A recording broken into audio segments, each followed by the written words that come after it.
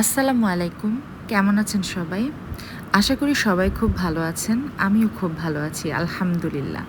তো যেসব আপু ভাইয়ারা পাঙ্গাস মাছ একদমই পছন্দ করেন না, আজকে আমার ভিডিওটা ঠিক তাদের জন্য। ফ্লেভার ফিউশনের আজকের ভিডিওতে আপনাদের সবাইকে স্বাগতম জানাচ্ছি। আর যারা পাঙ্গাস মাছ পছন্দ করেন, পাঙ্গাস লাভার, তাদের তো কোনো কথাই নেই। তারা তো এভাবে নিশ্চয়ই খেয়েছেন। আর যদি না খেয়ে থাকেন তাহলে এভাবে একটু রান্না করে খেয়ে দেখবেন। আপনারা আঙ্গুল শুদ্ধ খেয়ে ফেলবেন, মানে এমন অবস্থা হবে, এত টেস্টি হয়। তো এখানে ফার্স্টে দেখতেই পাচ্ছেন আমি কিন্তু পাঙ্গাস মাছ এখানে ভেজে রান্না করব না, কাঁচা রান্না করব।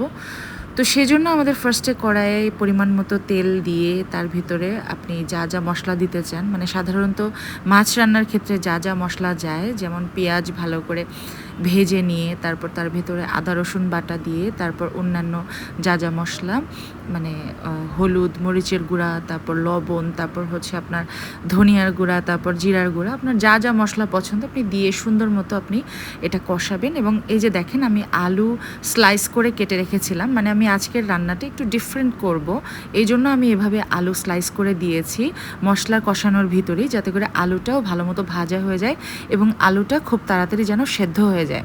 তো এইভাবে আপনারা কে কে খেয়েছেন আমি জানি না, তবে কমেন্ট করে অবশ্যই জানাবেন যে এভাবে আপনারা রান্না করে খেয়েছেন কিনা।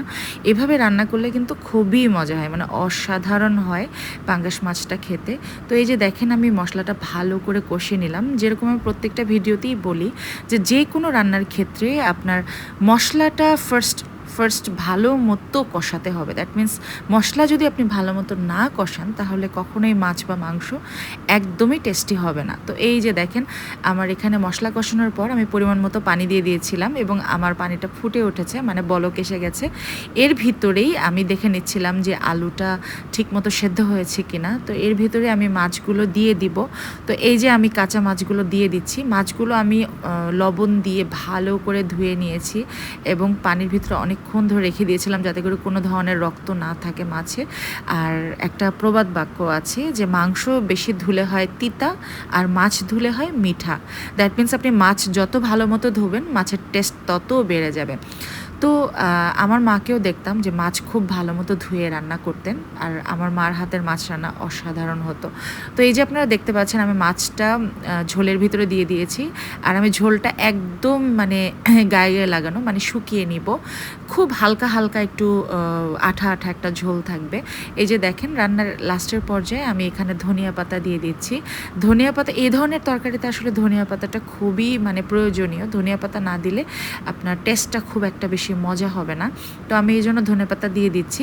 তো দিয়ে দেওয়ার পর এই যে দেখেন আমি এখানে ঝোলটা খুব সুন্দর মতো একদম শুকিয়ে নিচ্ছি, মানে একদম আঠা আঠা ঝোল যাকে বলে আর কি।